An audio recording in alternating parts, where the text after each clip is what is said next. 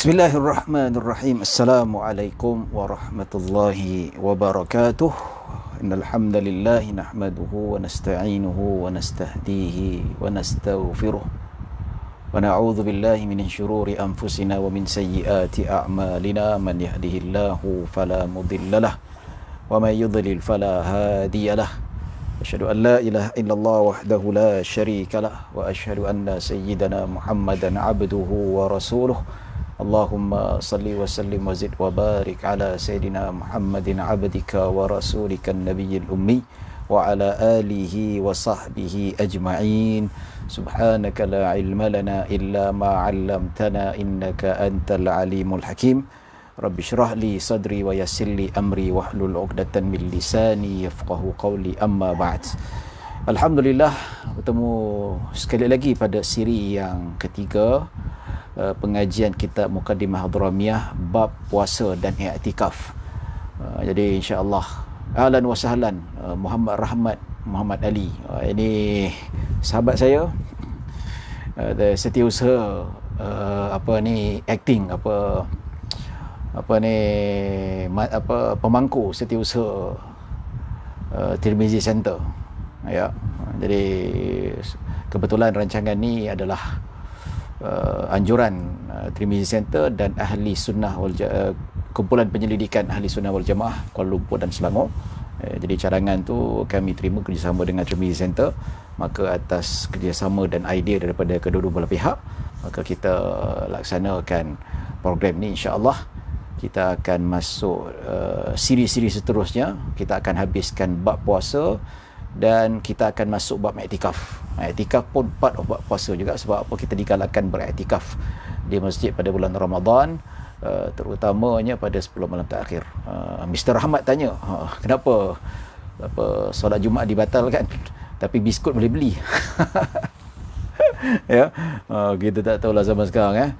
Ya, ni soalan-soalan yang kita ambil pengajaran lah. Ada manusia-manusia yang tak faham apa yang dimaksudkan. Ya, Akhi Afiq Khan, Brother Rahmat dia gurau je tu. Dia bukan betul-betul dia tahu. Dia gurau, dia tanya soalan.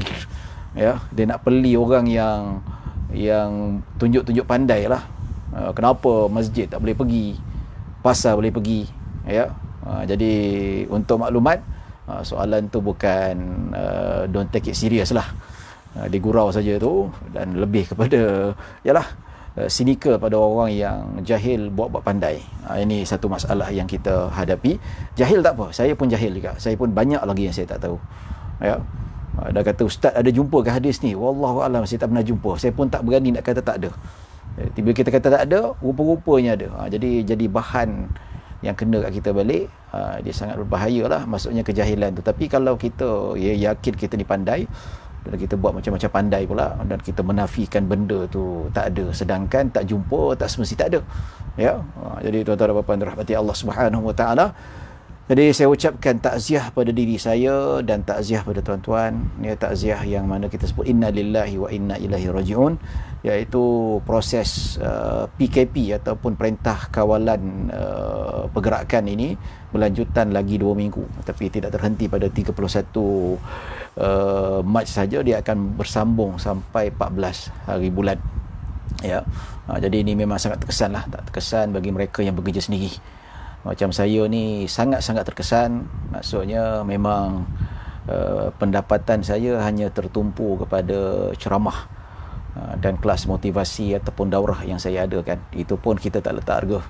Itu pun kita tak main harga. Kita serahkan kepada penganjur nak bagi. Tapi kalau dah sebulan maksudnya tak ada job, dia agak memeningkan, dan begitu juga dia agak boleh dikatakan, yalah, kita ni manusia biasa, risau, ada anak, ada isteri, tambah lagi nak dari segi sudut adalah inisiatif kerajaan, maksudnya membengku atau menangguhkan sementara bayaran bulanan untuk rumah dan kereta dan pinjaman bank selama 6 bulan. Itu agak melegakan lah. Ya, tapi macam orang bisnes nak kena bayar sewa tempat, ya, nak bayar tu, nak bayar ni, bayar gaji pekerja pun pening kepala juga. Ya, saya pun bantu isteri saya juga bisnes tadika, tapi yalah, maksudnya nak bayar sewa tempat, nak bayar gaji pekerja, Kalau gaji tak kerja tak bayar, kita tahulah perasaan mereka macam mana gaji tak ada. Dan bagaimana kita faham dalam keadaan kita ni tak ada duit. Jadi kita doa banyak pada Allah Subhanahu Wa Taala dan kita mohon pengampunan banyak-banyak pada Allah Subhanahu Wa Taala. Baca Al-Quran banyak-banyak, merayu pada Allah Subhanahu Wa Taala. Insya-Allah doa tuan-tuan sebagai orang saleh akan diterima oleh Allah Subhanahu Wa Taala. Baik tuan-tuan dan puan-puan dirahmati Allah Subhanahu Wa Taala, kita akan sambung pengajian kitab pada hari ini, iaitu pengajian kitab yang mana dia itu adalah sambungan daripada kitab Muqaddimah Hadramiyah. Ni buku yang biasa saya pakai. Saya ada pakai dua buku ni. Ni matan dan syarah sekali. Syarah saya berpandukan kitab Al-Manhajul Qawim ataupun Al-Minhajul Qawim, iaitu yang disyarahkan oleh Al-Imam Ibn Hajar Al-Haytami rahimahullahu ta'ala. Dan begitu juga saya gunakan buku satu lagi, iaitu kitab Bushrul Karim Ba'ashin. Ini kedua-duanya syarah yang sangat penting untuk kita ketahui, yang mana kalau nak faham kitab ataupun matan Muqaddimah Hadramiyah, maka kita gunakan kedua-dua syarah ini lebih baik, ya. Tapi orang kata mana lebih mudah, mana lebih senang nak bandingkan Bushrul Kalim dengan Al-Manhajul Qawim. Bagi saya lah, kalau ikut pengamatan saya, lebih senang, lebih mudah difahami, iaitu kitab Al-Minhajul Qawim, iaitu syarahan yang disyarahkan oleh Al-Imam Ibn Hajar Al-Haytami rahimahullahu ta'ala, ya. Jadi tuan-tuan dan puan-puan dirahmati Allah, kemudian kalau kita dah baca yang tu, insya-Allah mudah untuk kita rujuk kitab Bushrul Karim. Yang Bushrul Karim ni dia punya ibarah dia dia pusing-pusing sikit. Dia susah sikit bahasa dia, dan perbahasan dia agak panjang. Jadi kena baca betul-betul. Kalau kita dah ada asas faham matan dan syarah dia, kita baca kitab tu, dia lagi sedap lah. Dan kemudian kita boleh baca buku kitab Hasyiah, syarah kepada syarah, yang pada saya sekarang Hasyiah Jarhazi. Ini syarah kepada syarah Imam Ibn Hajar. Dan satu lagi yang saya gunakan Hasyiah At-Tirmizi, ya, itu yang syarahnya 7 jilid. 7 jilid, yang mana dia sangat-sangat berkesan dan sangat bagus untuk kita faham maksud yang tersurat dan tersirat daripada syarah kitab Al-Minhajul Qawim yang dijelaskan oleh Al-Imam Ibn Hajar Al-Haytami. Baik tuan-tuan dan puan-puan dirahmati Allah Subhanahu Wa Ta'ala, ada sedikit pembetulan. Saya minta maaf, saya kedengar balik ada sedikit pembetulan, dan ada yang bertanya pada saya, orang yang maksudnya bangun pada hari Senin, kemudian dia nak berpuasa sunat. Dia bangun siang tu, lepas tu dia terlupa. Dia terlupa yang hari tu hari Senin. Dia terlupa nak niat pada waktu malam. Ya, seperti kita tahu, puasa sunat tak semestinya berniat malam sebelum fajar. Dia boleh berniat selepas fajar, asalkan tak makan, tak minum. Asalkan tak sampai waktu zuhur. Ya, maksudnya sebelum waktu zuhur dia boleh niat. Seperti mana Nabi SAW, dia berniat selepas terbit fajar. Apabila Nabi dah bertanya kepada isteri baginda, ada makanan tak makan kat rumah, maka isteri Nabi kata tak ada. Maka Nabi kata, inni saim, aku berpuasa, atau inni asum, aku berpuasa sekarang. Maksudnya Nabi berniat selepas terbit fajar, ataupun selepas subuh, ataupun selepas syuruk, ya. Jadi ulama Syafi'iyah bersepakat bahawa puasa sunat tak sama seperti puasa fardu. Dia boleh niat selepas terbit fajar. Tapi kalau orang yang terbit fajar, dia lupa nak niat malam, lepas tu termakan, dia makan nasi lemak, minum teh tarik, lepas habis makan teringat, Allah, hari ni hari Khamis, patut aku berpuasa. Boleh tak dia berniat? Boleh, asalkan dia terlupa, bukan sengaja. Dan betul, yang saya tersilap, maksudnya bagi orang yang sudah terbiasa puasa pada hari Isnin Khamis. Dan ada soalan semalam, dia kata macam mana yang dhabit atau piawaian yang orang dah biasa puasa. Kalau kita ikut dalam Hasyiah Tirmizi, kata Syekh Tirmizi rahimahullah ta'ala, dia kata walaupun kita pernah berpuasa sekali pun sebelum ini, katakanlah dia nak puasa Isnin Khamis, minggu lepas dah start puasa dah, itu pun sudah dikira terbiasa puasa. Dan bila minggu depan dia terlupa niat, dan dia termakan pada pagi itu selepas syuruk ataupun terlepas terbit fajar, lepas tu baru dia niat untuk puasa Isnin, boleh, tak ada masalah, ya. Itu sedikit pembetulan, penambahan dan pembetulan sedikit yang mana saya bawakan pada malam ini. Dan insya-Allah kita akan masuk bab seterusnya, iaitu yang semalam kita bincangkan syarat sah puasa. Pertama iaitu menahan diri Menahan diri daripada, pertama syarat sah puasa niat. Niat kita sudah bincangkan. Dan kedua dia kata menahan diri daripada berjima dan juga beronani. Ini sudah kita bincang secara detail, boleh rujuk pada siri yang kedua. Ya. Dan yang ketiga iaitu menahan diri daripada muntah. Tidak boleh muntah dengan sengaja, kecuali kalau dia tak tahu, sebab dia tak ada ilmu, tempat dia tu tak ada ulama, ataupun tempat dia nak pergi cari ulama tu payah. Itu dikira sebagai dimaafkan, tidak menjadi masalah dan sebagainya. Ya. Ataupun dia dipaksa muntah oleh orang jahat, itu tak apa, itu tidak menjadi masalah dan tidak membatalkan puasa. Tapi kalau sengaja, ataupun dia memang sengaja dia muntahkan, sebab apa, ada jenis orang berpenyakit, dia macam fobia, dia ni lepas makan dia muntahkan diri dia. Pasal apa? Dia takut. Ibnu Abi Widadain, minta maaf saya tersilap semalam. Jadi tentang dobit puasa sunat tu yang terbiasa tu, kata Imam Syekh Tirmizi, walaupun puasa dia pernah puasa sebelum, walaupun sekali, lebih itu pun sudah dikira sebagai terbiasa. Jadi bolehlah dia kalau terlupa, dia pagi termakan, terlupa niat pun, dia masih lagi boleh teruskan puasa sunat. Baik tuan-tuan dan puan-puan dirahmati Allah Subhanahu wa taala. Jadi kalau ada orang ni jenis dia memang lepas makan dia muntahkan diri dia. Ada, cuba cek kat internet. Dia makan dia muntah. Pasal apa? Dia makan tu sekadar untuk mengenyangkan diri dia. untuk menyedapkan tekak dia. Dan kenapa dia muntah? Sebab dia takut gemuk. Ini perbuatan jelas dilarang oleh agama Islam, dia membazir sebenarnya, dan ialah satu tabiat yang tak baik. Dan perbuatan ni kalau katakanlah dia bersahur, makan banyak bersahur, lepas tu dia muntahkan lepas terbit fajar. Ini jelas haram dan batal puasa itu sendiri. Baik, yang keempat, kita masuk yang keempat. Keempat ni panjang sikit, mungkin kita akan ambil masa sejam sajalah, kita tak dapat masuk yang mungkin kelima, keenam kita akan cuba habiskan bab syarat ini, iaitu baik kita masuk pada bab yang keempat. Rabi' al-imsaku an dukhuli ainin jaufan ka batinil uzuni kal ihlil. Dia kata yang keempat, menahan diri daripada masuknya objek ke dalam batin, ke dalam jauf. Jauf ni melepasi anak tekak. Maksudnya dia menahan diri daripada masuknya benda yang ke dalam melepasi anak tekak, air ke apa ke, ka batinil udhuni wal ihlil, seperti mana batin telinga ataupun al ihlil. Ihlil ni dalam kemaluan pun kalau dia korek punggung dia, masukkan jari ke dalam lubang dubur dia, batal. Maksudnya masuk dalam had batin, dia batal. Baik. Okey. Bisyarti dukhulihi min manfadhin maftuh, dengan syarat kemasukannya, iaitu masuknya objek itu melalui rongga yang terbuka. Ini kita nak detailkan tuan-tuan. Baik. Jadi kalau kita lihat di sini tuan-tuan, dia kata menahan diri daripada memasukkan ataupun kemasukan objek, sama ada yang boleh dimakan, seperti air, seperti minuman, seperti cikodok dan sebagainya, ataupun lam tu'kal 'adatan ka husatin min adh-dhahir, ataupun yang tak biasa dimakan, ataupun bukan bahan makanan kita, seperti batu.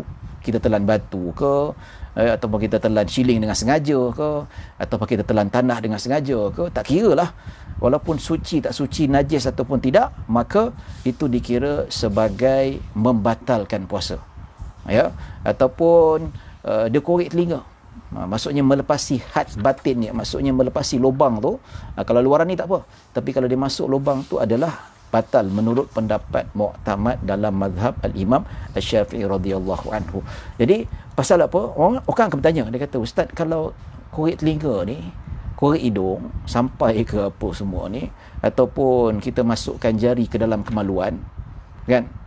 Contoh kalau suami dia ambil jari dia masukkan jari dalam kemaluan isteri dia dengan keredaan isterinya, batal. Puasa isteri batal lah, suami tak batal. Ataupun dia korek punggung dia jolok sampai masuk ke dalam lubang dubur, batal. Ini bukan mengenyangkan, ustaz. Tak ada. Kalau minum air tu bolehlah kita kata batal sebab mengenyangkan. Ataupun kita makan telan cekodok ke, telan nasi ke, bubur ke, barulah batal pasal mengenyangkan. Okey, baik, apakah dalilnya? Dalilnya berdasarkan hadis Nabi sallallahu alaihi wasallam. Nabi kata, "Wa balik fil istinsyaq illa an takuna sha'iman." Nabi cerita pasal adab ketika ataupun sunat-sunat bagi mereka yang berwuduk. Apa Nabi khabar kat kita? Nabi khabar kat kita, Nabi kata berlebih-lebihanlah memasukkan air ke dalam hidung kecuali kamu dalam keadaan berpuasa. Baik, apa maksud hadis ni? Nabi kata wabalik fil istinsyaq illa an takuna saiman. Nabi kata bila kamu berwuduk, ya, masukkan air ke dalam hidung berlebihan. Kalau boleh lebih sikit supaya apa? Untuk menjamin kebersihan hidung kita.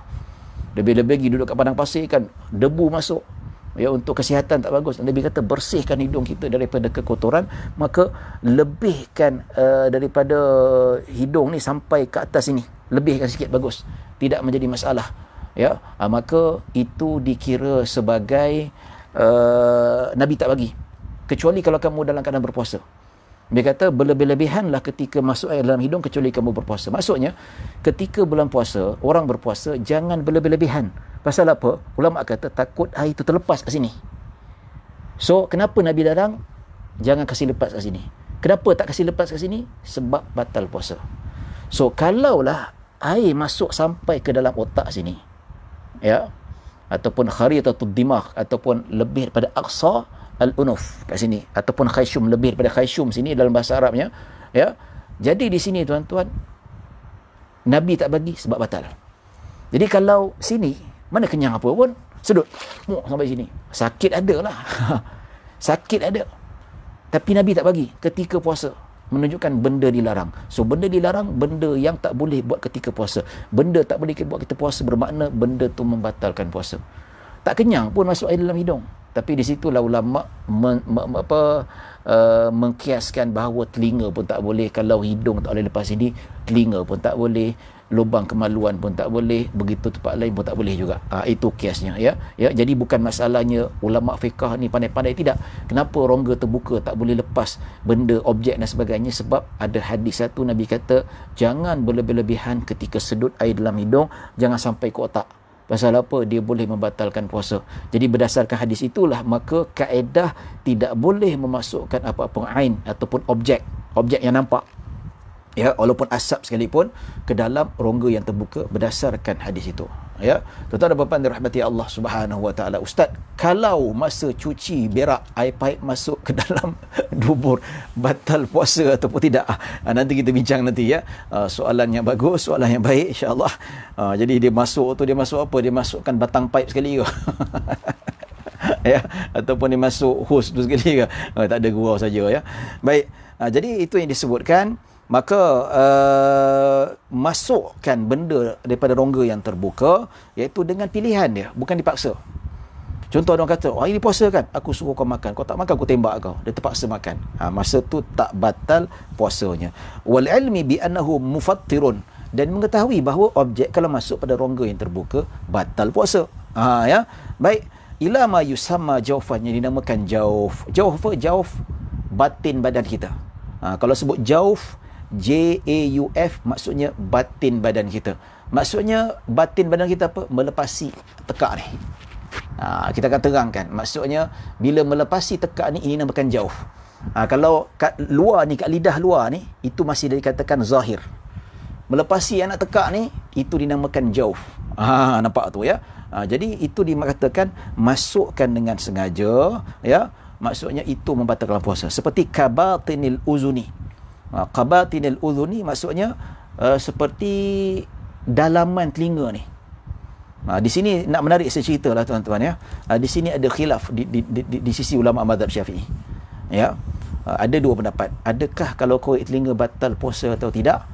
Di sini ada pendapat khilaf dalam mazhab Syafi'i. Kalau nak lebih yakin, tuan-tuan buka kitab Taqrirat Sadidah karangan Al-Habib Hasan Al-Kaf rahimahullahu taala. Dia kata apa? Berkaitan dengan masukkan objek dalam lubang telinga ni, batal atau tidak, ada khilaf. Majoriti mazhab Syafi'i kata batal, kecuali pendapat Imam Ghazali dan gurunya Imamul Haramain. Imam Ghazali, ulama besar mazhab Syafi'i, dia kata masukkan ke dalam telinga ni, kalau kita puasa kita korek lah puas-puas, menurut Imam Ghazali tidak batal. Ya. Tapi di sisi jumhur mazhab Syafi'i termasuk Imam Nawawi kata ia batal. Ya, tapi khilaf, tapi yang muktamad, yang rajih di sisi ulama Syafi'iyah, korek batal atau melepasi ni, Melepasi. Kalau luar tak apa. Dia masuk kalau lubang dalam tu. Lubang dalam tu maksudnya start masuk yang benda yang gelap tu. Kan kalau kita nampak kan benda tu dia terang kan. Kalau kita nampak jarak yang dekat, benda tu masih lagi nampak kalau dengan cahaya matahari. Tapi kalau dah masuk bab kawasan gelap tu, itu namanya batin telinga. Di sisi majoriti ulama adalah batal. So boleh ke Ustaz saya nak ambil pendapat Imam Ghazali? Saya tak sure kan. Kita ambil pendapat muktamad lebih berhati-hati. Cuma kalau dia kata Ustaz tak tahan, gatal sungguhlah telinga saya ni, katakanlah dia ni telinganya gatal sampai berjam-jam lama, sampai nak solat pun tak boleh. Kalau solat, ya Allah, dia macam menggeliat, geli macam tu, gatal, maka bolehlah bertaklid kepada pendapat Al-Imam Al-Ghazali rahimahullahu ta'ala, ya. Wal ihlil, kemaluan depan wanita lah, maksudnya kemaluan faraj wanita tu, kalau dimasukkan situ maka hukumnya adalah batal, ya. Apakah ihlil itu? Huwa makhrajul bauli minadz zakar, iaitu sama ada perempuan atau lelaki, ataupun ihlil ni tempat lubang air kencing. Katakanlah seseorang ini dia pergi buat rawatan untuk memecahkan batu karang. Kalau memecah batu karang, dimasukkan satu alat tu melalui lubang kemaluan. Lubang kemaluan ni dia rongga yang terbuka. Lubang tu dia jadi masuk, maka batal puasanya. Katakanlah bulan puasa treatment, payah, dia kata ada 2 biji batu karang yang menyukar untuk dia membuang kecil, maka doktor kata appointment you pada bulan Ramadan. So dia pergi, ya, jadi doktor masukkan ketika siang Ramadan, ya, maka batal puasanya. So kat situ dia batal puasa dalam keadaan tidak berdosa. Rukhsah. Dia wajib menggantikan pada selepas Ramadan, sebelum masuk Ramadan yang baru, ya. Begitu juga dia kata wal labani minats thadi. Sama juga lubang-lubang dalam nipple wanita atau tempat keluar susu tu, ya. Tapi susahlah sebab di sebalik lubang-lubang pada nipple wanita tu ada lubang tapi terlalu kecil. Kalau nak masuk pun agak mustahil lah. Tapi kalau ada benda objek yang boleh kita masukkan di riang-riang, di luang-luang lubang nipple tu, ya, kalau macam susu ibu disusukan anak tu, kata Imam Ibn Hajar, dia dikira batal juga, ya. Baik tuan-tuan dan puan-puan dirahmati Allah Subhanahu wa taala, ya. Ini disebutkan bahawa benda tu kalau masuk sedikit pun, Imam Ibn Hajar kata kalau masuk sedikit pun dalam bab batin, itu dikira sebagai batal. Sebab itulah ada yang tanya, dia kata macam mana kalau saya cebok, air itu masuk dalam lubang dubur kita. Masuk ada lubang dubur tingkat, ya. Tapi dia ada dalam keadaan macam mana kalau kita tengok, ya, kalau dia memang berlebih-lebihan. Kalau dia berlebih-lebihan, maksudnya masuk air ke dalam lubang dubur tu, maka batal. Ini pendapat muktamad dalam mazhab Syafi'i. Tapi kalau dia tak berlebihan, tanpa masuk, tersedut ke apa kan, boleh sedut ke, ya, tak sengaja, itu tidak batal, ya. Tapi kalau bab ketika kata dalam hal ni, ya, tidaklah sampai menyusahkan, ya. Tak adalah kata tangguhkan buang air sampai malam, tidak. Syariat tidak menyusahkan kita dan tidak membebankan kita. Maksudnya walaupun lah kita kata kita mencebok sekadar kalau masuk pada luaran saja, dia jangan sampai hilang suku jari tu ataupun separuh jari tu dalam lubang dubur tu kan, itu dikira batal lah, ya. Tapi pun kalau saya buka dalam kitab Al-Majmu', kalau tak siap Majmu' atau Rawdah At-Talibin, ya, masih lagi khilaf di kalangan ulama Syafi'iyah kalau kita masukkan objek dalam lubang dubur kita, separuh jari ke setengah jari ke apa ke, masih khilaf, ya. Tapi kalau sekadar masuk terlalu sedikit, tidak menjadi masalah, ya. Cuma janganlah kita masukkan batang paip air itu dalam punggung kita, itu batal lah kan. Ataupun sekalunya kalau kita buang air, tak adalah sampai kita masukkan air ke dalam lubang dubur itu. Kalau masuk sedikit, itu dimaafkan. Pasal apa? Itu dinamakan umumul balwa, benda yang sukar untuk dielakkan. Ni Faridul daripada Hindustan, ya. Mana had masuk air, di mana had masuk air, sebab masa bersih kena selalu akan masuk sedikit dalam dubur kita, ya. Jadi ketika tu, ya, dalam ketika itu, dalam hal ni, kalau ikut pendapat muktamad, sedikit pun tak boleh masuk, sedikit pun tidak boleh masuk. Maksudnya sekadar basuh luaran saja, ya. Jadi untuk dinasihatkan lebih selamat, ya. Ada pendapat kedua mengatakan boleh kalau masuk sedikit untuk memastikan kebersihannya, tapi lebih selamat kalau kita tak sampailah masuk dalam, ya. Cuma nanti untuk lebih selamat. Tapi kalau sekadar untuk kita, janganlah sampai menjolok sampai betul-betul dalam. Itu tidaklah sampai kita kata itu bab yang yalah, ya ada orang buat macam tu.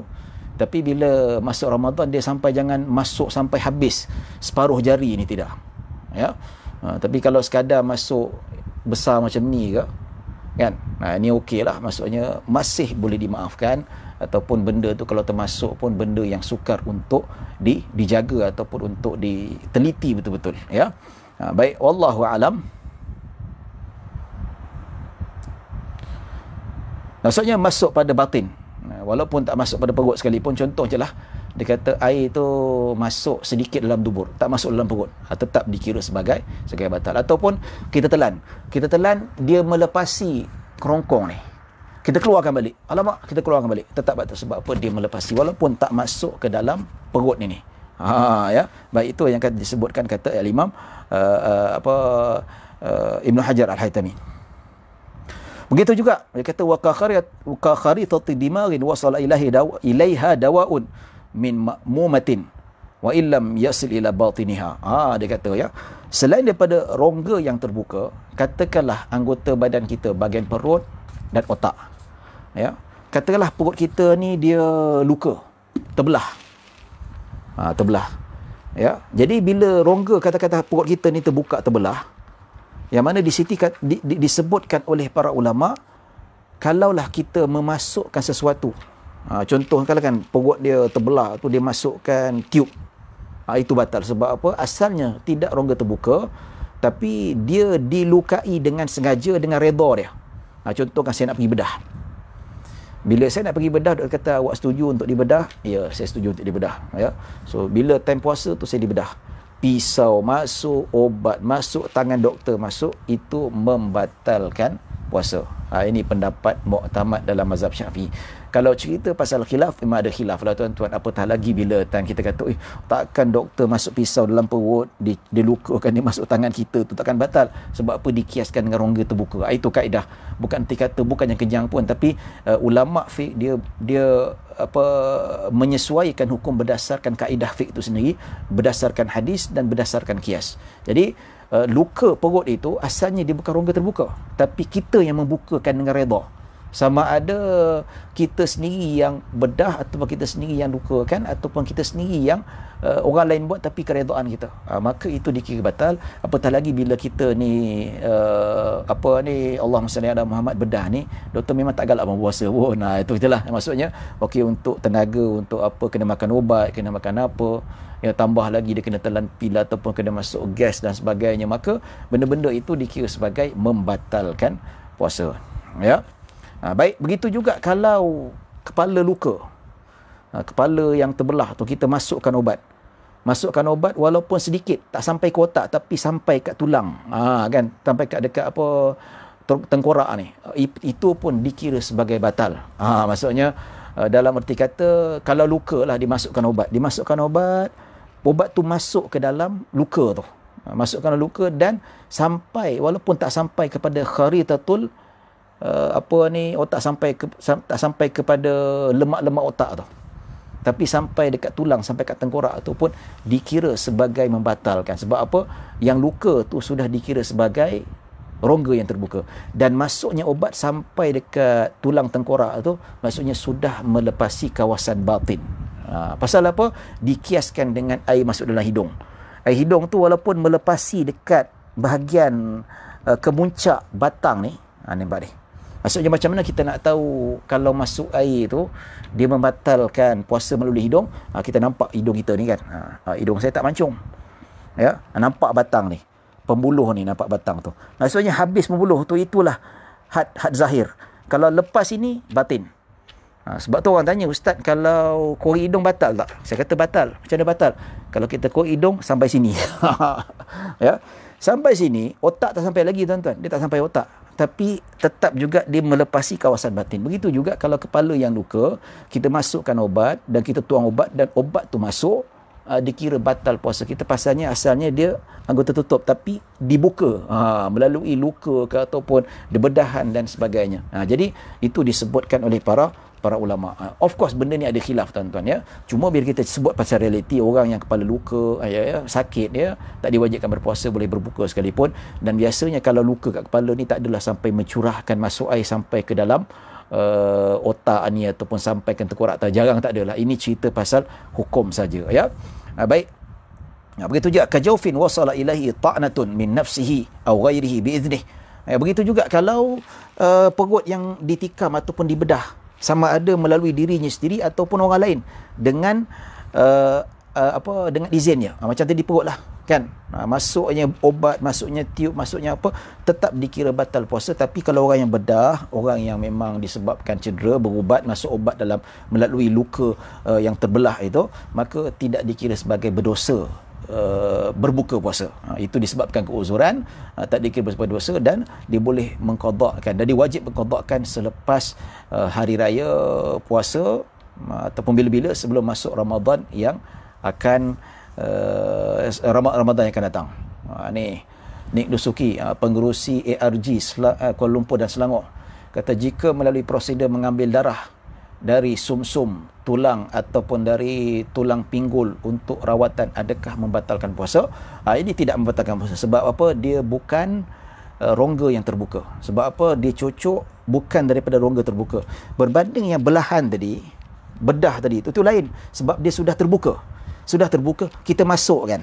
Itu batal. Tapi kalau kita ambil tulang sumsum, ataupun kita ambil dari tulang pinggul, ataupun kita ambil darah daripada sumsum, dia tak terbuka, dia memang tertutup, kita cocok dia, mana tarik, maka itu tidak dikira membatalkan puasa ya. Baik tuan-tuan dan puan-puan dirahmati Allah Subhanahu wa taala, itu yang disebutkan. Sama juga dikata wasala ilaihi dawaun min jaifatin, luka yang terbuka besar. Katakanlah perut kita luka besar yang mana boleh sampai ke dalam perut kita. Jadi itu dikira sebagai batin, ataupun luka terbelah dekat dada sini. Dan maksudnya kalau masukkan sesuatu tu, masukkan obat, air itu masuk, maka dia membatal. Pasal apa? Asalnya itu tutup tapi sudah menjadi rongga yang terbuka. Itu kaedah dalam mazhab al-Imam Asy-Syafi'i radhiyallahu anhu ya. Baik tuan-tuan dan puan-puan dirahmati Allah Subhanahu wa taala.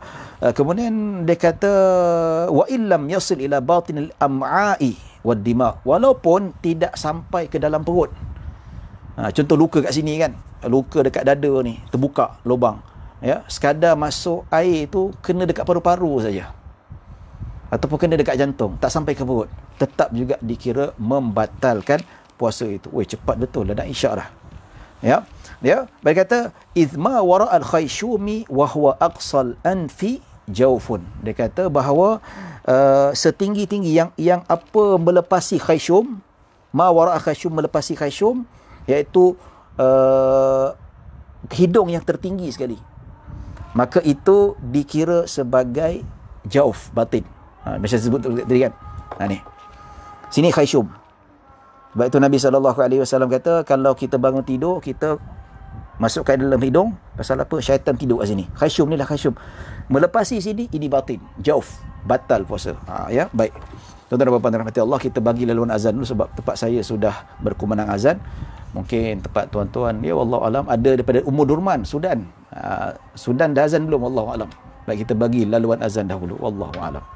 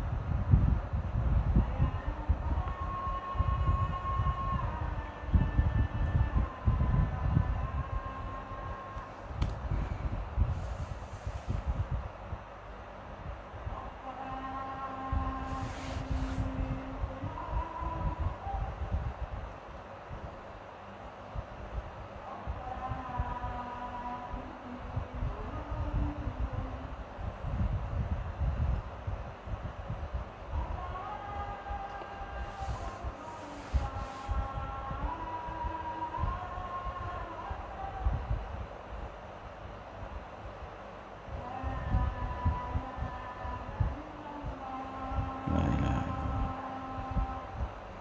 Allahumma rabbi hadhihi da'wati tammati was-salati al-qati sayyidina Muhammadin rasulullah syarfa wa darajat al-aliyah wa mahmud alladhi wa'adta. Baik, tuan-tuan dan puan rahmati Allah Subhanahu wa taala. Ya, ada soalan. Apa soalan tanya tadi ni? Allahumma salli ala Muhammad. Ustaz baca dua-dua Minhajul Qawim. Ya, baca dua-dua sekali. Ya, untuk ulang kaji lah. Ulang kaji saya baca dua-dua sekali. Itu kebiasaan. Dan saya baca 4. Bushrul Karim, Al-Manhajul Qawim ataupun Al-Minhajul Qawim. Itu juga Hasyiah Al-Jarhazi, syarah kepada syarah Al-Minhajul Qawim. Dan saya juga baca Hasyiah At-Tirmizi, 7 jilid. Tapi baca buat puasa ni lah untuk berkaitan dengan ulang kaji kita ni. Ya, baik tuan-tuan dan puan-puan yang dirahmati Allah Subhanahu wa taala.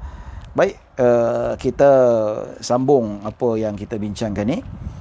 Baik, dia kata bisyartin dukhulihi min manfadhin maftuh, iaitu dengan syarat mestilah masuk pada tempat rongga yang terbuka. Dan melepasi rongga yang terbuka ni apa maksudnya? Maksudnya apa, kita jelaskan. Ustaz, kalau ibu mengandung proses cucuk jarum masukkan iron dengan lengan. Lengan tidak. Saya pun nak cakap. Ya. Kata Imam Ibn Hajar, ya, dia kata wala yadurru wusuluha li mukhi saqih.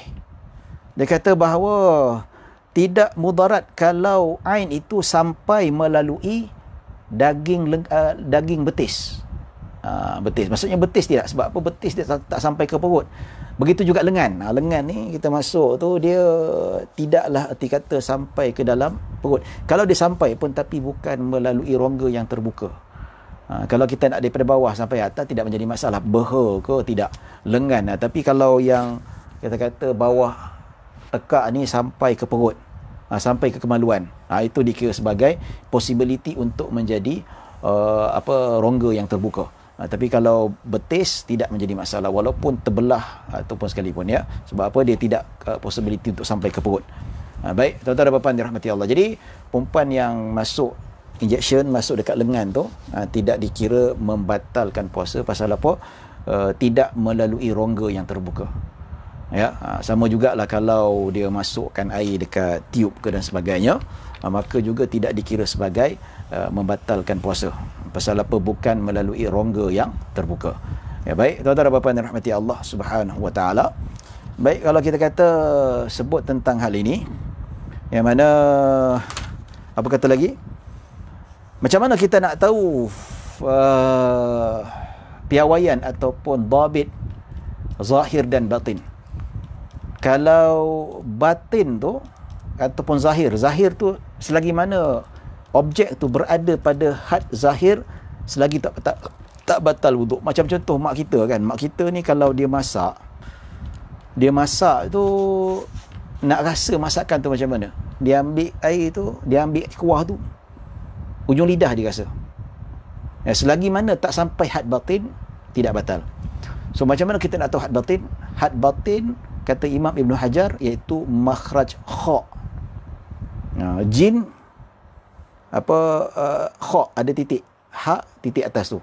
Kata Piramli ke Sudin, jin mata toncit. Ya, kha tu itulah zahir. Dan begitu juga disebutkan, dikata wal ha muhmalah zahir. Ha tu pun zahir. Maksudnya ha ni sinilah. Kalau selagi makanan tu tak masih lagi dekat makhraj ha, itu dikira sebagai zahir. Ya. Tak.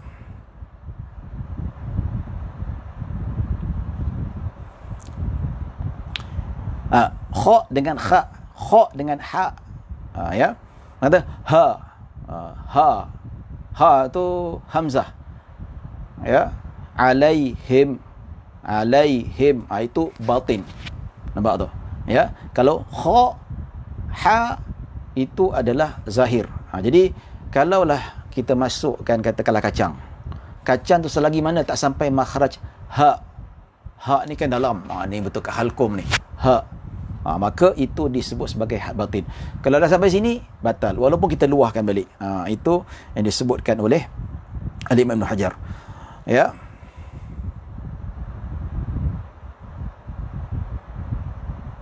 Baik. Dia kata ibtila'un nukhamati minhu. Ya. Kalau kita telan kahak. Maksud telan kahak macam mana?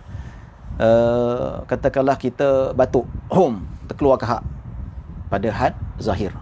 Sampai kat lidah. Sampai kat lidah, kalau kita telan balik, batal puasa. Sebab apa? Dia dah sudah keluar daripada batin. Batin daripada kahak ni sama ada dekat tekak kita ataupun dekat paru-paru kita ni. Jadi bila kita batuk terkeluar, so wajib kita ludah kita buangkan.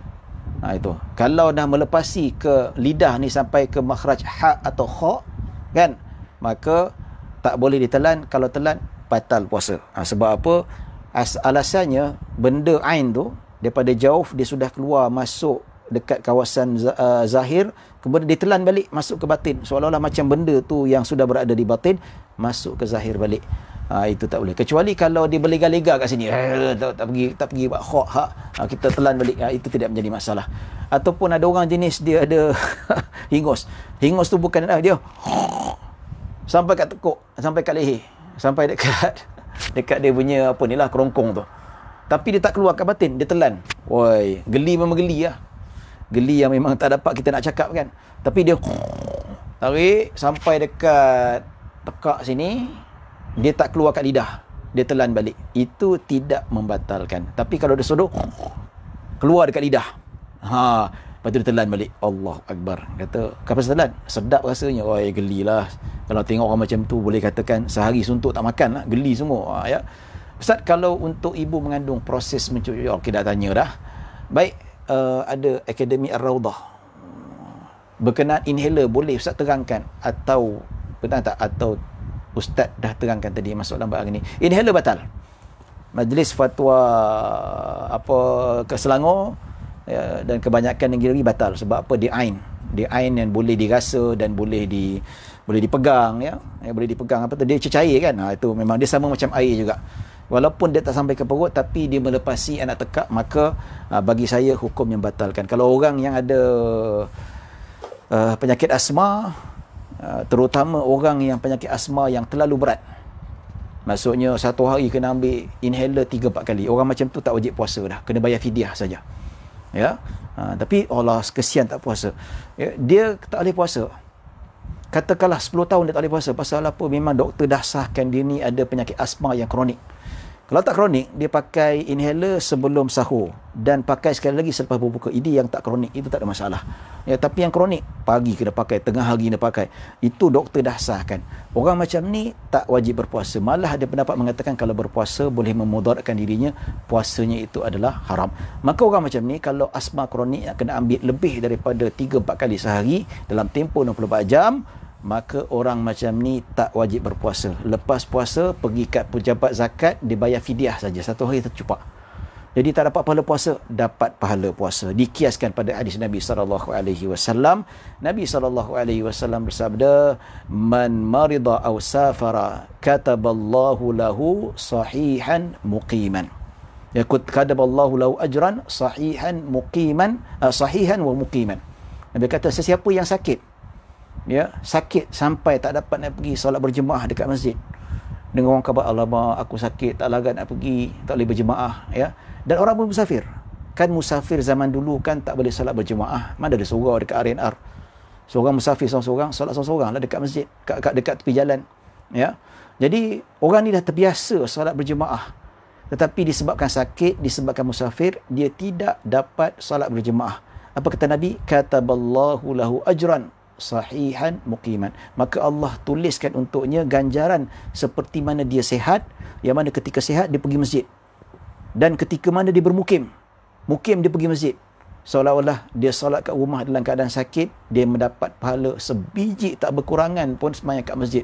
Dengan setiap tapak pahala berjalan, ganjaran diangkatkan, kedudukan diangkatkan, lepas tu dosa-dosa dia digugurkan, dapat pahala iktikaf, semua sebiji. Nampak tu? Begitu juga orang puasa. tak boleh berpuasa, tapi dia dah biasa puasa, tapi disebabkan kesakitan menghalang dia untuk berpuasa selama sebulan, contoh asma yang kronik, maka dia tak wajib puasa, tak payah qada sekalipun, cuma bayar fidyah saja. Tapi dapat pahala puasa Ramadan penuh tak? Dapat, berdasarkan hadis Nabi SAW. So jangan risau. Bagi saya inhaler batal.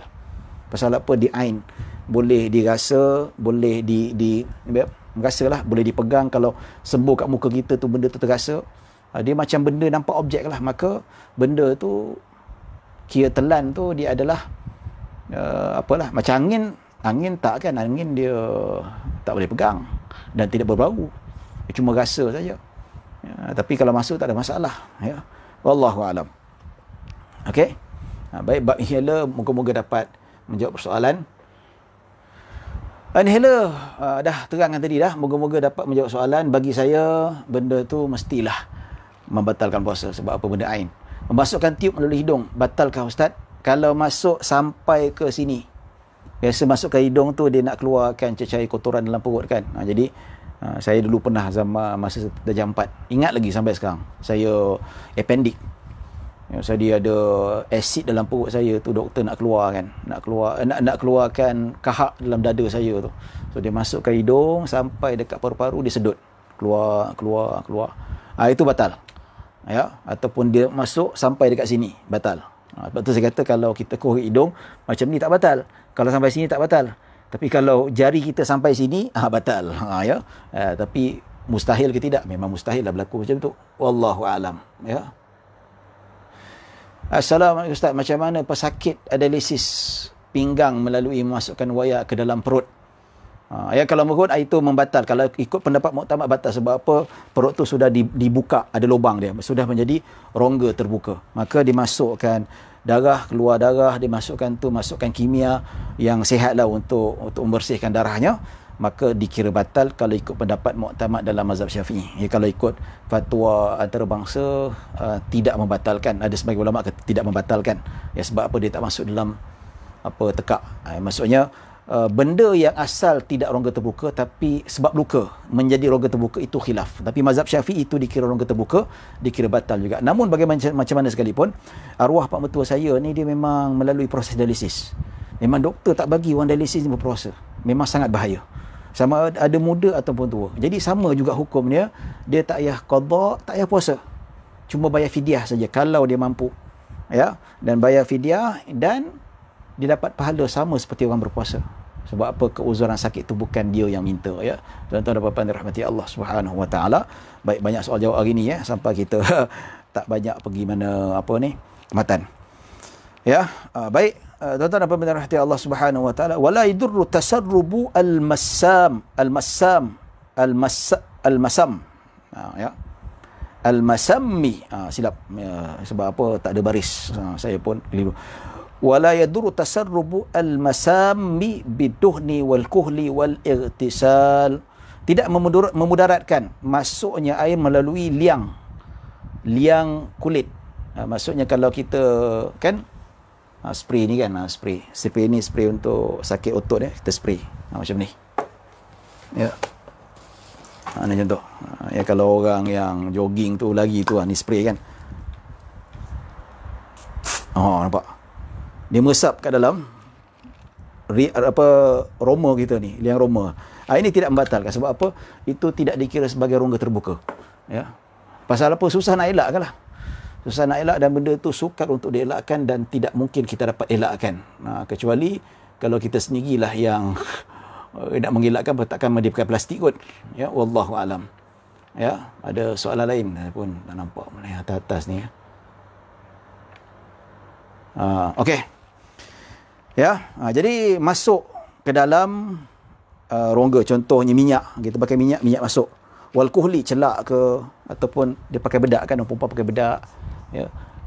Tiba-tiba bedak tu masuk dalam rongga tu, itu tidak dikira sebagai membatalkan. Wal irtisal, begitu juga mandi. Mandi juga tidak dikira sebagai membatalkan. Katakanlah kita mandi, air itu meresap masuk dalam liang kulit kita, susah betul nak sebut. Ya, walaupun dia masuk sampai ke perut, tidak dikira sebagai membatal. Li'annahu lamma lam yasil min manfadhin mahfuh. Sebab apa? Dia tidak masuk melalui rongga yang terbuka. Sama jugalah kalau kita injection masuk, kan, masuk kulit itu.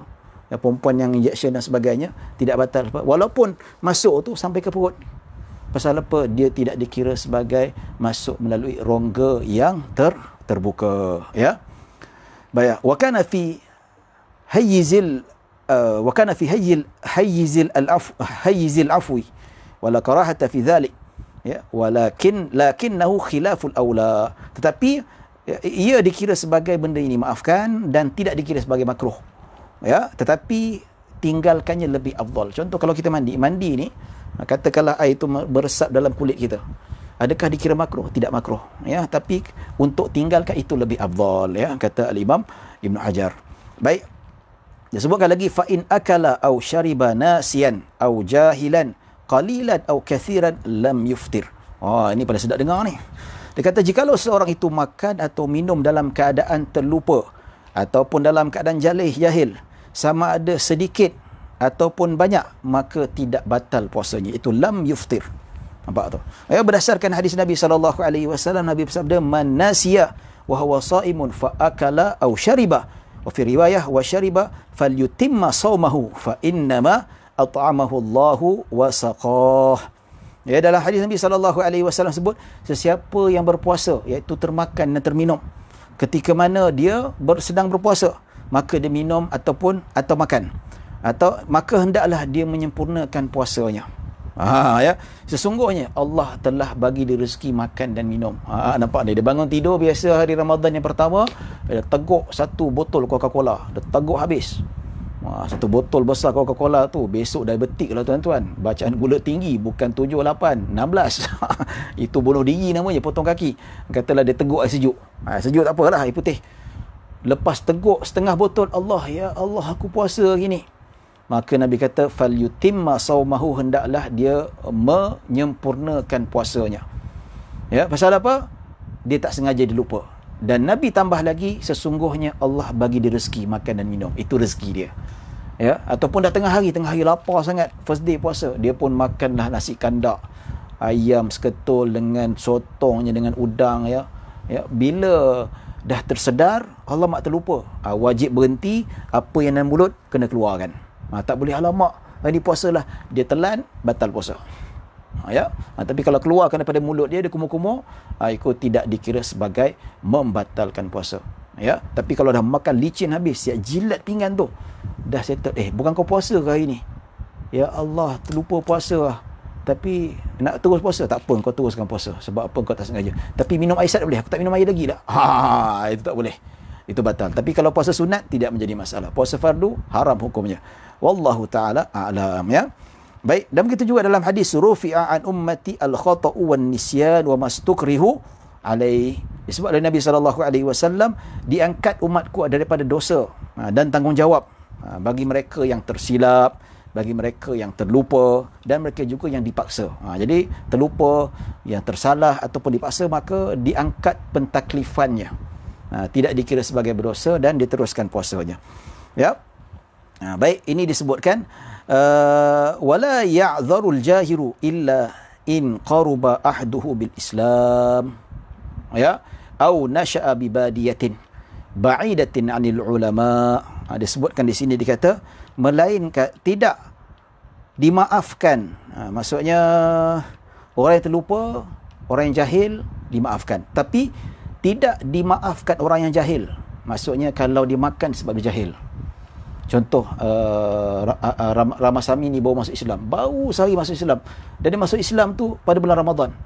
Dia tak tahu yang Islam ni Ramadan kena puasa. Dia pun lepas masuk Islam, dia pergi ambil air dekat kowe tu, masjid tu, dia tadah, dia minum tanpa dia ketahui, sebab baru sangat masuk Islam. Itu tak apa. Ramasami, pinum pasal apa? Dah hargalah tadi, tunggu lama nak pergi masuk Islam, lama sikit, nak tunggu sampai apa semua tu, minumlah. Ini puasa lah. Tak tahu ke? Dia boleh teruskan puasa. Sebab apa? Baru-baru sangat masuk Islam. Tapi kalau dah 2-3 hari Ramadan, tak tahu juga, tak boleh lah. Ya? Dan tidak memberi keuzuran bagi orang yang jahil. Illa in qaruba ahdu bil Islam, yang baru masuk Islam. Baru sangat masuk Islam. Itu tak apa. Ya? Au nasha'a bi badiyatin ba'idatin minal ulama, ataupun dia ini hidup ataupun dibesarkan dalam satu kampung yang tak ada ulama. Ya, yang tak ada ulama, dia kata bihaitsu la yastati'u an-nuqlah ilaihim. Maksudnya haitsu la yastati'u an-nuqlata ilaihim, maksudnya dia tak mampu untuk berpindah. Contoh, kita duduk dekat Ampang, saya duduk dekat Ampang. Ampang ni seorang ulama pun tak ada. Nak jadi tempat rujuk pun tak ada. Maka kita kena pergi dekat Kajang. Pergi Kajang tanya, itu tak apa. Ada kereta, ada bas, kena tanya. Tapi dia duduk kat kampung, memang jauh. Ulama ada jauh-jauh belakang. 1000 marhalah contohnya. Itu tak apa. Disebabkan kejahilan itu tidak menjadi masalah. Tapi kalau disebabkan kejahilan yang disengaja tak nak belajar, sedangkan ulama keliling ada, boleh tanya online, boleh tanya secara WhatsApp, ya, boleh pergi surau tanya kat ustaz sendiri, tapi dia tak nak. Tapi kejahilan itu disebabkan li taqsirihi, ya, bitarki ma yajibu min ta'allumi dzalik. Maksudnya kelalaian dia, kemalasan dia, tidak mahu mempelajari ilmu agama itu sendiri, ya, itu salah dia sendirilah. Maka itu tidak dikira sebagai perkara yang dibenarkan oleh syarak. Baik, tuan-tuan dan puan-puan dirahmati Allah Subhanahu wa taala. Dan seterusnya, wala yuftiru bi ghubari tariq wa in ta'ammada fatha famihi.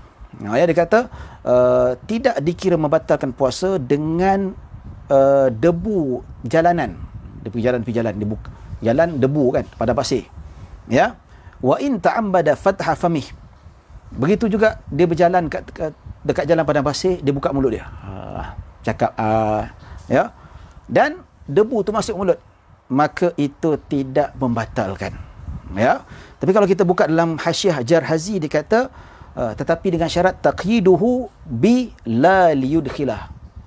Bukan niat untuk memasukkan. Dia nampak debu, nak sedut, itu batal. Tapi kalau dia buka mulut dengan sebab tidak mahu memasukkan, tapi termasuk juga, maka batal. Jadi inilah orang kata ni, kadang-kadang ada orang dia quote dalam kitab Muqaddimah Hadramiyah, dia kata, tengok ni, kalau kita buka mulut dengan sengaja, debu tanah tu masuk dalam mulut kita, tak batal puasa. Kalau macam tu, rukuk batal lah. Kepala banar dia. Ya. Dia tak tahu, kalau sebab tu matan tak boleh pegang pada matan saja, kita kena lihat pada syarah dia sekali. Syarah dia kata apa disebutkan dalam bab ni, apa yang disebutkan dalam hal ni kena sebut. Jadi walaupun dalam kitab Muqaddimah Hadramiyah tu disebut, dia kata wa in ta'ammada fatha fammi li adami qasdi lidzalik, bukan sengaja dibuka. Bukan sengaja dibuka, maksudnya dia lalu, ya, dia lalu tu dia buka mulut bukan dengan sebab nak memasukkan debu tu, tidak. Maksudnya masuknya debu dalam mulut sebab dia berjalan, dan dia buka mulut tu bukan disebabkan nak memasukkan habuk tu ataupun debu dalamnya, maka tidak batal. Jadi orang isap rokok ni, dia buka mulut, dia sedut tu memang dah niat nak memasukkan asap dalam paru-paru dia. Itu memang batal lah. Ya. Jadi disebutkan dalam Tuhfatul Muhtaj, kalau dia buka mulut sedangkan debu jalan tu memang terbang, dia buka mulut dengan niat untuk memasukkannya, maka batal puasa. Jadi sama jugalah dengan rokok pun sama juga. Sebab rokok ni ain, nampak, boleh kita hidur dia, dan kita boleh rasa dia. Kalau sedut memang sakit sungguh katanya lah, wallahu alam, kita pun tak tahu, ya, wallahu alam. Saya pernah lah dulu, zaman dulu pernah, ya, cuba-cuba isap rokok kan, kita tahu macam mana, ya, pernah jugalah rasa. Jadi memang sakit tu, dan boleh ketagih rasanya tu, ya. Baik, tuan-tuan dan puan-puan dirahmati Allah Subhanahu wa taala, maka batal. Ya, ataupun ketika mana dia berjalan, tiba-tiba ada debu tepung, katakan lori tepung terjatuh bertebaran tepung tu. Dia berjalan, dia banyak ya tepung, dia tu tepung masuk. Tapi dia buka mulut tu dengan sengaja, bukan nak sebabkan tepung tu masuk, dia bukan tak niat tu, itu tak batal. Tapi kalau tepung masuk kenyang itu batal, ya. Baik, disebutkan wala bibal'ir ri'i tahir al-khalis min ma'dinihi. Begitu juga tidak membatalkan puasa jikalau menelan air liur yang suci, yang tidak bercampur dengan apa-apa daripada mulutnya. Disebutkan, katakanlah dia kumpul-kumpul penuh air liur ni, dia telan, batal tak? Maka tidak membatalkan puasa sama sekali, ya. Walaupun dia kumpulkan air liur kat lidah dia keluar macam ni, tidak batal. Kecuali kalau air liur tu dia dah meleleh, dia keluar, dia sedut balik, itu batal. Sebab apa? Benda tu dah keluar, dia sudah menjadi ain yang berpisah daripada mulut dia. Tapi kalau dalam mulut tidak menjadi masalah. Contohnya dia ambil liur, dia buang kat situ, diminum balik, batal. Sebab apa? Air liur tu bila berpisah daripada mulut, maka itu dikira sebagai ain yang sudah terpisah, ain yang tersendiri ataupun objek tersendiri. Bila kita telan, maka dia membatalkan puasa, ya. Tapi kalau berlega-lega dalam mulut tidak menjadi masalah. Kenapa tak batal? Sebab air liur ni bukan daripada tekak, daripada kelenjar-kelenjar pipi kita ni. Nampak ulama bijak, tuan-tuan. Ulama walaupun ilmu sains tak ada, tapi dikaji macam kalau dilihat dapatan kajian tu bertepatan dengan kajian sains sekarang ni. Ya, ulama kata kalau muntah batal, kalau keluar daripada sini batal. Kita telan balik, katakanlah kahak, telan balik batal. Sebab apa? Daripada batin. Tapi air liur tak batal. Pasal apa? Ulama tahu sebab air liur ni bukan daripada sini, daripada kelenjar mulut kita. Ya, tapi selagi mana air liur tu berlega-lega dalam mulut kita, telan tidak menjadi masalah. Tapi kalau kita keluarkan balik, kita telan, batal. Sebab apa? Sudah menjadi ain yang berbeza dan terpisah daripada mulut itu sendiri. Ya. Oh, 9 lebih dah. Tapi bab yang keempat tak habis lagi. Nasib baik kita tak sambung bab 4 semalam, tuan-tuan. Sebab apa? Oh, dia dikira sangat detail lah. Baik. Okey. Baik. Wa in akhrajahu ala lisanih. Kalau dia keluar lidah, liur kan? Liur dia keluar macam ni. Masuk balik, tak batal. Dia masih lagi dikira sebagai dalam mulut. Tapi kalau lidah keluar, meleleh sampai kat sini, dia sedut, batal. Sebab apa? Luar daripada mulut. Tapi masih dalam atas lidah, tidak dikira membatalkan puasa. Jarang berlaku lah, tuan. Jarang. Tak ada siapa nak buat. Cuma kita nak bezakan dari segi sudut perbahasan. Ya.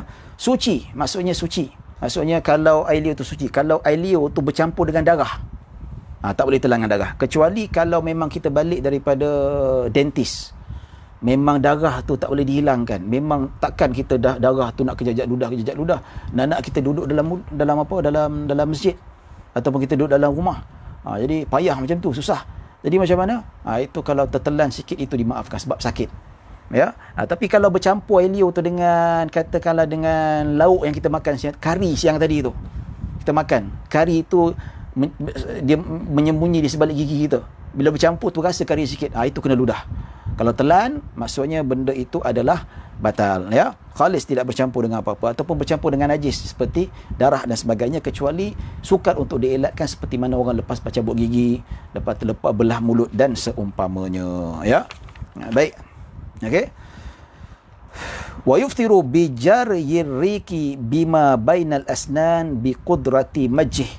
Ya, membatalkan puasa dengan pengaliran air liur dengan apa yang terdapat di celah-celah gigi, sedangkan dia mampu untuk meludahnya.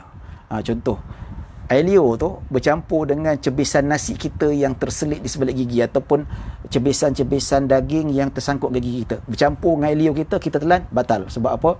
Dia bukan air liur yang tulus. Tapi air bercampur dengan objek, dengan air, maka membatalkan. Ya, maka dia wajib meludahkan.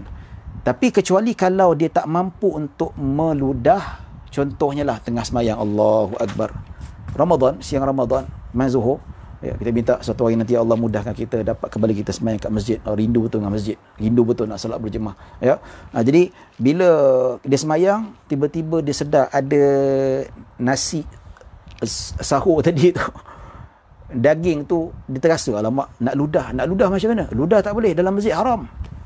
Ya. So macam mana? Dia tak ada pilihan lain. Ataupun dia ada tisu, ada handkerchief, ada wajib dia ambil tisu ni, dia ludah. Tak apa. Itu tak apa. Ya. Tapi kalau tak ada alat lain, contoh dia tak boleh ludah, haram masjid. Nabi SAW marah sungguh. Nampak ada kesan kahak dekat masjid. Nabi ada seorang wanita ambil kain, dia lap dan dia letak minyak wangi. Nabi suka. Bulu-bulu Nabi merah. Jadi kalau kita ludah tak boleh, kita terpaksa telan, itu lain cerita. Maka dibenarkan, tidak menjadi masalah sama sekali. Tapi kalau kita mampu untuk ludah, kita telan, maka hukumnya haram. Begitu juga kahak. Jadi disebutkan juga wa bin nukhamati kadzalik, begitu juga dengan kahak. Begitu juga dengan kahak, maka juga dikira sebagai batal selagi mana kita mampu untuk meludahnya. Kalau tak mampu, seperti dalam situasi masjid, tak ada handkerchief, tak ada tisu, tak ada tuala kecil, maka terpaksa telan, ikut dikira dimaafkan.